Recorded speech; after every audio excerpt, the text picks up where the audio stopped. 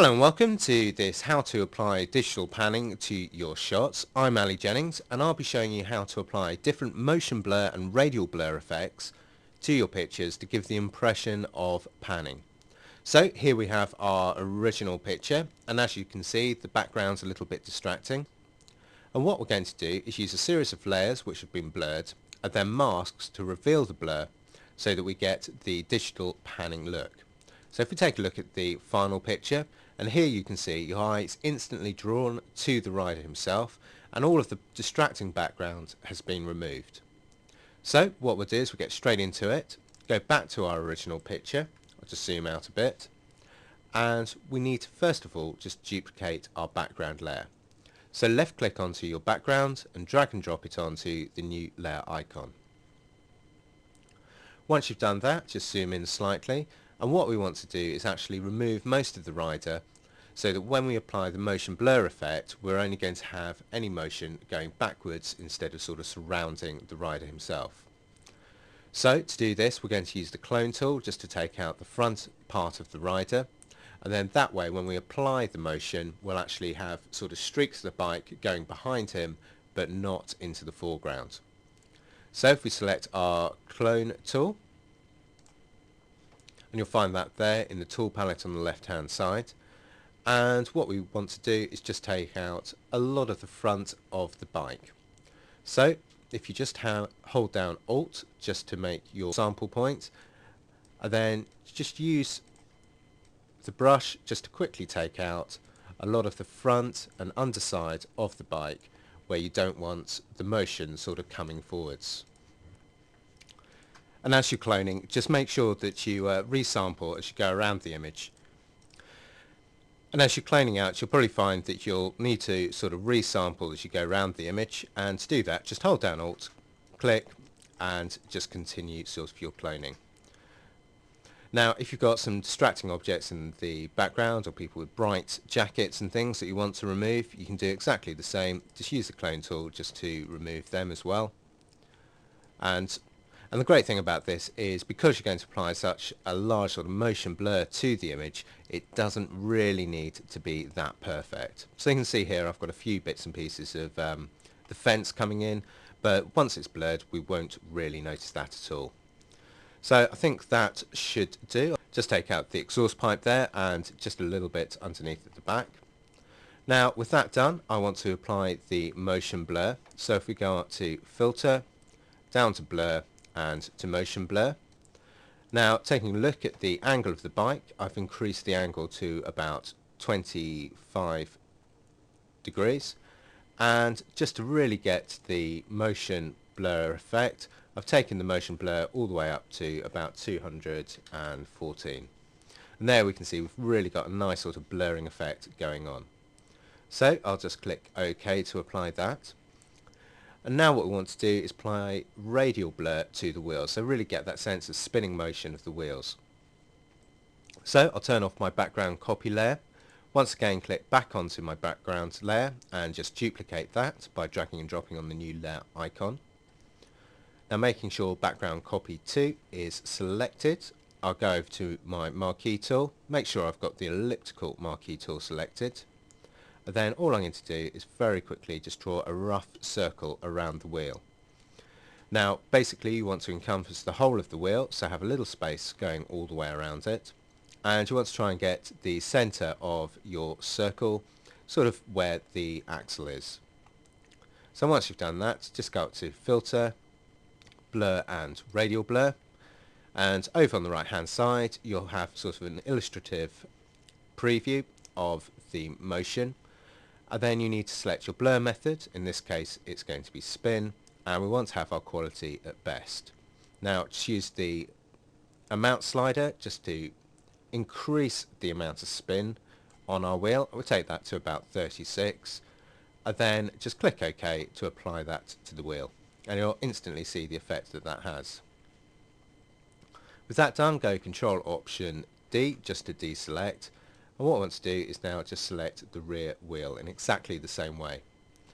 Now if you find that you've got a little bit of the tyre just outside of the selection, you can just use the arrow keys just to move the selection into place, And then a quick way to reapply exactly the same radial blur is just go Control or Option F, which will reuse the last filter that has been used. Then finally just go Control or Option D just to deselect. And there we have our two radial blur wheels. Now just going to switch on the first background copy layer. I then drag and drop our background copy layer 2 to the top layer. And now what we want to do is to create a couple of layer masks. So within Elements there's no quick layer mask option, so what we need to do is to use a layer mask that's already attached to an adjustment layer. So go up to our adjustment layers, we're just going to create a new levels layer and just click OK, and then we're just going to duplicate that so we've basically got two blank adjustment layers. Now if we click into the layer mask for the first layer, go Control I or Option I, and that will just invert the layer mask from white to black. And now we can start to apply those to our image layers. So click on the first levels layer, drag and drop that below the background copy, and then grab the second one and drag and drop that below background copy 2. And now what we need to do is to clip those levels layers to the image layers. So just hold down Alt, drag in between the two layers and just left click, and that'll attach the levels layer to the image layer, and do exactly the same for the other one as well. And when you do that you'll see a small little arrow appear by the image icon, and that just shows that you've clipped your levels layer to your background copy layer. Okay, we can now start to reveal the effect. So we'll start off with the background, so click straight into the levels mask. Now reset your color swatches. A quick way to do that is just hit D, and if you need to swap between white and black for your foreground and background colors, just hit X and that'll swap the color swatches down on the left hand side. So make sure that you've got white as your foreground color, then go to your brush, shortcut for that is just B, click on the options, make sure you've got quite a nice large soft brush. And now we can start to reveal the blurring effect. So first of all I'm going to zoom out, use square bracket tools just to increase and decrease the size of the brush, and all I need to do is paint into that layer mask and you can start to see the motion blur effect appear on the image. So very quickly just go around the whole of the picture, not going too close to the cyclist at the moment, and now I can just decrease the size of the brush and zoom in. And what I want to do is try to get quite nice and close to the bike itself and just start to reveal the effect of that motion blur all around the bike. So this is going to take a couple of minutes to do. And do remember just to keep changing the size of the brush as you go into sort of all the little detail. And you just use the square bracket keys on your keyboard just to change the size of that brush so that you can get quite a nice fit for the bike. Now for the edges, just run over them slightly. We've got to remember this bike is speeding along, so the edges are going to be a little bit blurred by the background, especially with panning. And don't worry about the insides of the wheels, because when we start to apply the radial blur from the other layer, any effect of this standard sort of motion blur will be covered by that radial blur for the wheel areas. Now as I come up to the actual rider himself, you can see why we didn't clone the rider out completely. And as I sort of drag over sort of the edges of the rider, we've actually got that sort of motion trail of the rider himself, and you can just see his suit there sort of zooming off into the distance. And as we sort of drag over and sort of blend in the edges of the rider, we can sort of really see that panning motion effect that we're after.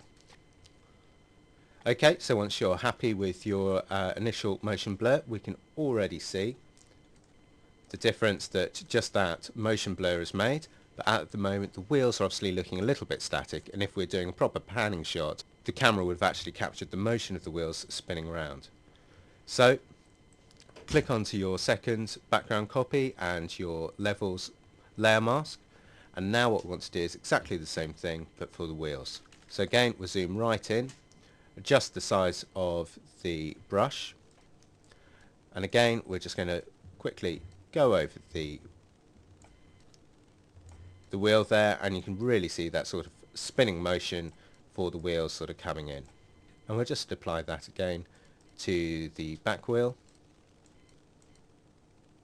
And because we made the radial blur layer above the motion blur layer, it's just going to look a lot more realistic, and it's a lot easier to work with as well.